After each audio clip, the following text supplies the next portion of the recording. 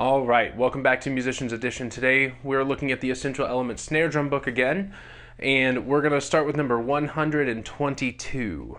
All right, so like we've done with the other pieces that we've worked on recently, we need to look through this piece and pull out some of the trickier spots, some of the more difficult to execute passages, and isolate those, and then that way we can put it all back into context when we play the whole piece, okay? So as we're looking through here, there's a couple of things that we have to do, right? One of them is play a flam followed by an eighth note with the same hand, right? So that's right on beat one in measure one. We play a right-handed flam and then a single right-handed eighth note, right? So that is a rudiment that we call a flam tap, right? And it just comes from flam and then a tap, right? Flam tap, okay? So we're gonna practice a few flam taps, and as is often really good practice with snare drum, when you can, is if you're practicing a rudiment or a passage with one sticking, it's really nice to go ahead and work on it with the opposite sticking, right? Both in that it kind of helps you get a few more repetitions at it, but it also will then set you up to be able to use that flam tap on either hand in later situations when you're playing, right? So we're going to start by working on that flam tap with each hand, right? So I'm going to turn my snares off here for a minute, just to save our ears a little bit, and then I'm going to start by playing flam and then a right hand tap, right? So I'm going to set my sticks, get my grace note low, primary note high, flam, tap.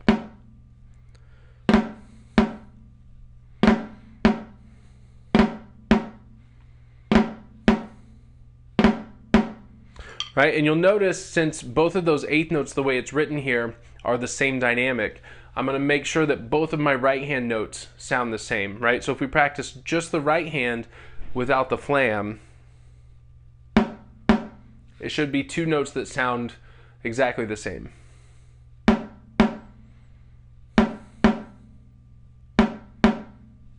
Right? And then we'll add the grace note back in, see if we can get those two right hand notes to sound still exactly the same, right? So we want the same feeling in our right hand when we add the grace note as when we play it without the grace note.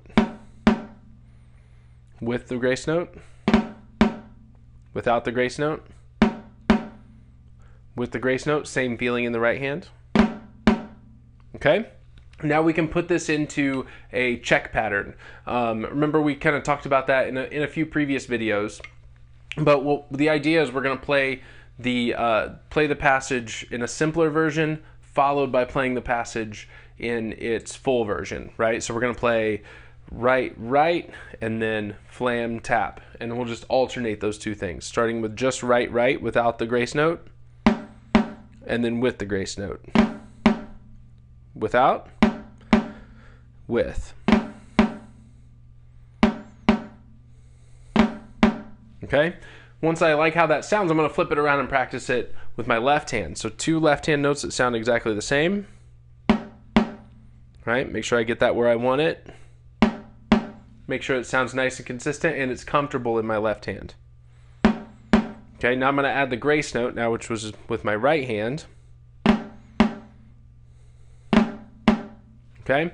Now I'm going to put that into that check pattern. So left, left, and then flam, left. So left, left first without the grace note. Now with the grace note. Without and with. Okay? Now once we're comfortable with that, we can do alternating flam taps, which is a nice rudiment to practice, right? Something that's a really nice pattern and skill to be able to have in your hands, right? So we're going to do flam right and then flam left.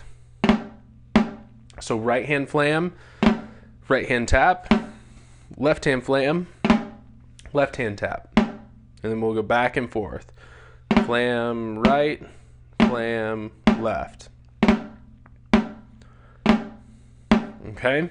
Now if we were to put this pattern into that same sort of check pattern that we did a second ago, we would play right, right, left, left, and then flam, right, flam, left.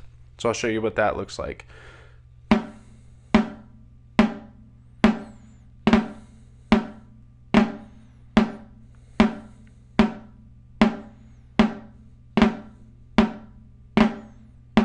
Okay, so you can kind of warm up on that, practice that, and it's a really good opportunity to work on the consistency of sound in your hands, right? You may notice when you add the grace notes versus not the grace notes that the eighth notes sound different, right? Or the primary notes sound different than they did when we weren't using the grace notes, right? So all stuff that you need to notice in your sound, right? And then make those adjustments in your hands as you're practicing and get it sounding nice and consistent. It'll do a lot, not only just for this piece, but also for your playing in general, to be able to notice those little subtleties and make those adjustments. All right.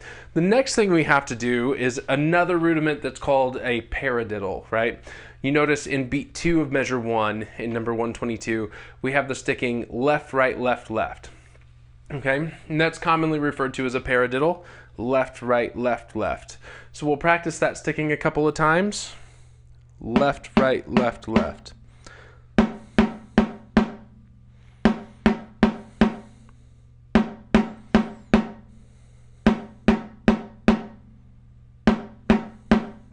Right? A check pattern we can use with this is to play alternating 16th notes, left, right, and then the paradiddle sticking left, right, left, right? So we'll try that, left, right, and then left, right, left.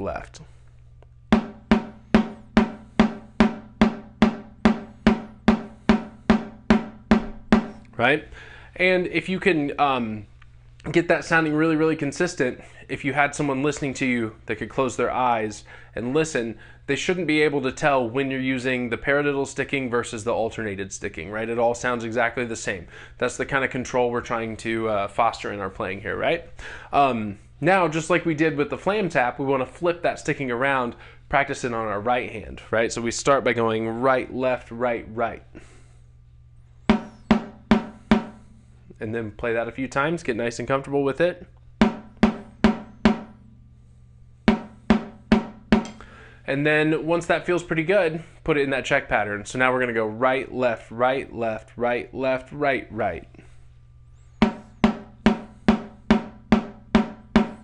Okay? And again, the idea is if you can get somebody to listen to you that's not watching you play, but only listening, that they can't tell when you're using one sticking versus the other. Okay? Now for one more exercise here, we can combine those two check patterns into kind of an alternating exercise that is a really good way to warm up and a really good way to kind of check and see how consistent your sound is from day to day. Okay? So what we're going to do is we're going to play the right hand check pattern first. Right, left, right, right. And then after that right, we're going to switch to left and play the left-handed check pattern. Left, right, left. So when we put the whole thing together, it will look like right, left, right, left, right, left. That's kind of a lot to chew on. It's a lot to think about while you're playing, right? But take it nice and slow, get lots of repetitions, and it'll settle in with some time. So let's try that real quick. And right, left, right.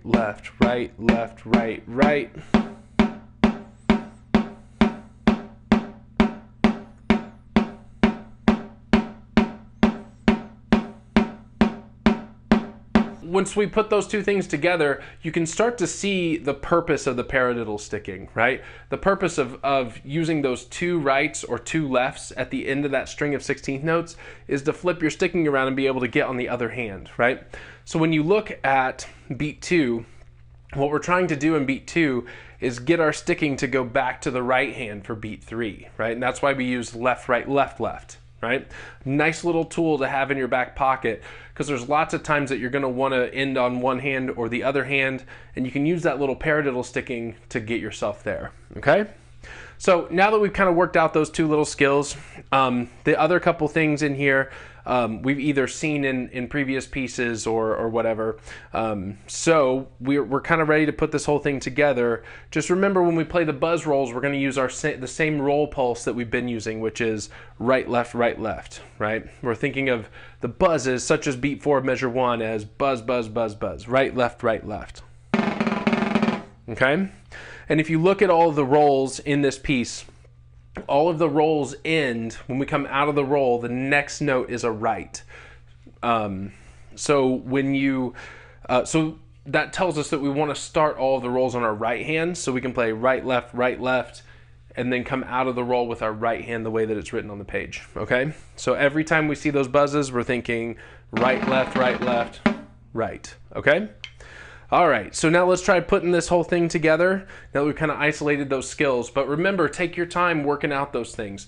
There's no reason to go and try to play the whole piece until you feel comfortable with that paradiddle sticking, or until you feel comfortable with that flam tap sticking, or until you feel comfortable playing the buzzes right, left, okay? All right, so here we go. Number 122, we're gonna work our way all the way through this. And 1 and 2 and ready and go and...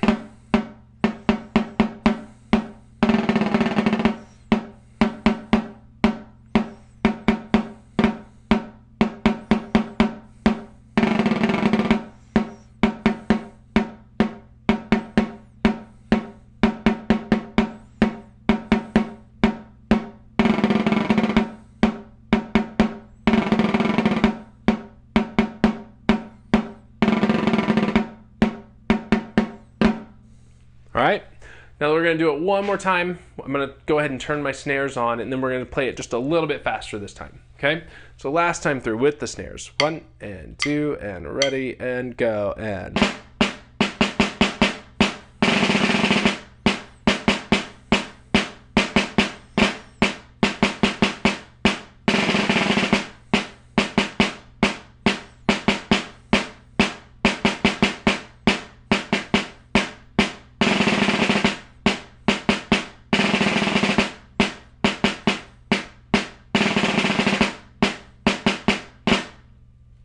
All right, so that's some flam taps and some paradiddles, and then working that into using it in number 122. So take your time. Every time you practice this, you kind of come at it and warm up with those exercises and those check patterns that we worked on before trying to put it all in context and play the piece. All right, so enjoy that, take your time with that, be patient, and I will see you next time.